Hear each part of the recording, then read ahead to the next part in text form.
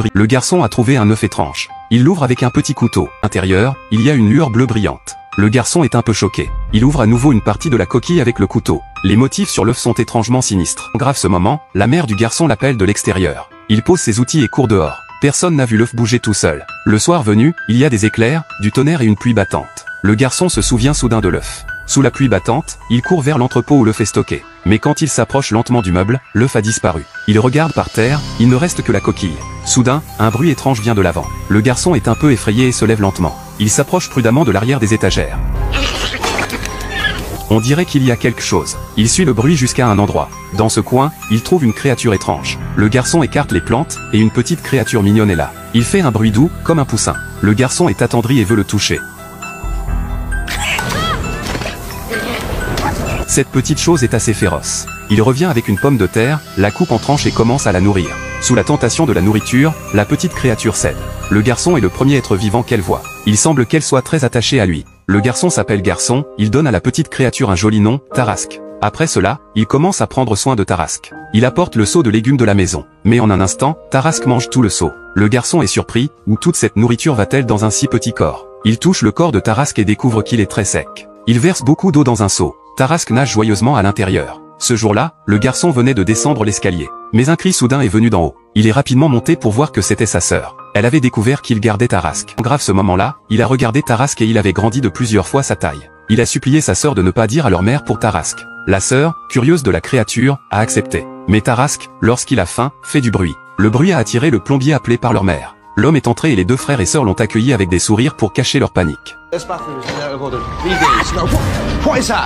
Tarasque a montré sa tête de lui-même. Le plombier, avec son expérience, a reconnu sa provenance. Il y avait une légende locale, disant qu'une créature vivait dans ses eaux. Elles sont hermaphrodites et avant de mourir, elles laissent un œuf. Ainsi, chaque créature nouvellement née est orpheline et la seule de son espèce. La voix de leur mère a été entendue. Le plombier a aussi accepté de garder le secret pour eux. Lorsque leur mère est entrée dans la salle de bain, Tarasque avait déjà disparu. Il l'avait caché dans la toilette. Il pensait que Tarasque pourrait grandir paisiblement. Mais l'arrivée d'une armée ce jour-là a perturbé cette paix. Elle ouvre la porte avec son enfant et reste bouche bée. Devant elle se tient la Légion royale. Cette légion veut emprunter leur maison. Mais ils ne savent pas que le garçon a un ancien monstre divin. Bientôt, de nombreux soldats s'installent chez le garçon. Le soir, ils organisent une petite fête. Tarasque, sentant l'odeur, a faim. Il sort doucement de la pièce. Mais il est arrêté par le chien des soldats. Il fait demi-tour rapidement, mais le chien le poursuit. Un monstre et un chien causent le chaos dans la pièce. Finalement, le chien monte sur la table. Le soupe de la table est renversé. À la fin, le chien sort, mais ne trouve pas Tarasque. Tarasque s'est habilement camouflé en statue. Quand le chien est parti, il sent de nouveau une odeur alléchante.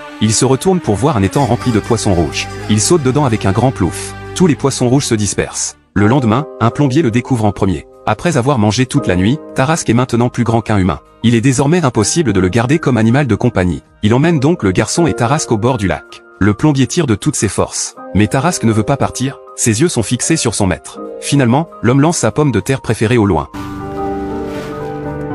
Tarasque émerge à distance, grognant doucement en direction du garçon. L'homme lance à nouveau la pomme de terre. Le garçon profite du moment où Tarasque se retourne pour s'échapper. Quelques jours plus tard, deux vieux viennent pêcher dans cette zone. Ils semblent avoir attrapé quelque chose de gros. L'homme se penche pour regarder dans l'eau. Il est terrifié. Leur bateau commence alors à glisser rapidement sur l'eau. Finalement, la ligne casse et le bateau s'arrête. Soudain, Tarasque jaillit de l'eau. Les deux pensent qu'ils ont découvert un secret qui pourrait les rendre riches. Ce jour-là, le garçon pensait beaucoup à Tarasque. Il courut lui-même au bord du lac, et avec une petite barque, il arriva au milieu du lac. Il attendit longtemps sur la surface du lac, puis soudainement, Tarasque apparut derrière lui. Ce moment, il était devenu énorme. Tarasque s'approcha tendrement de la tête du garçon. Mais peu après, il commença à crier contre le garçon. Le garçon sauta dessus et Tarasque le mit sur son dos. Il emmena le garçon jouer au surf de monstres marins. Quand il était petit, le garçon avait peur de l'eau car il avait failli se noyer. Mais sur le dos de Tarasque, il se sentait complètement en sécurité. Il s'accrocha au dos de Tarasque et vit le monde du fond du lac. Peu de temps après, Tarasque ramena le garçon sur la rive. Et au loin, un chien, attiré par l'odeur, était arrivé. Puis, un officier militaire vit la scène. Le lendemain, un exercice militaire commença. Ils commencèrent à tirer violemment sur le lac.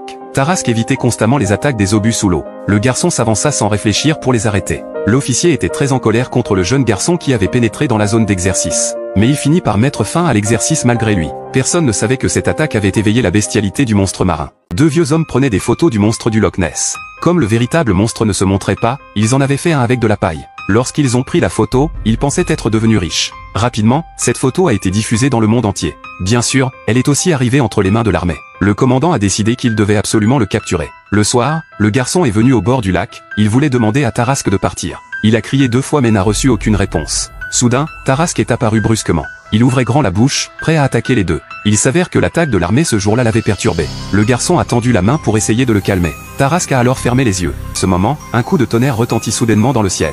Tarasque se souvint alors des obus de ce jour-là. Il recula et disparut dans les eaux. Après le départ du garçon et de l'homme, le chien est revenu au bord du lac. Les soldats, entièrement armés, sont venus ici pour pêcher. Le petit chien osait encore aboyer vers l'eau. Le chien était tellement effrayé qu'il n'osait pas bouger. L'officier, au loin, trouvait étrange de ne pas entendre l'aboiement du chien. Soudain, la surface de l'eau s'est brusquement effondrée. Tarasque rugissait comme un immense dragon. Ils ont tiré avec une mitrailleuse, et Tarasque s'est retiré. Il s'est ensuite plongé au fond du lac, visant le petit bateau, et avec un rugissement, il l'a renversé.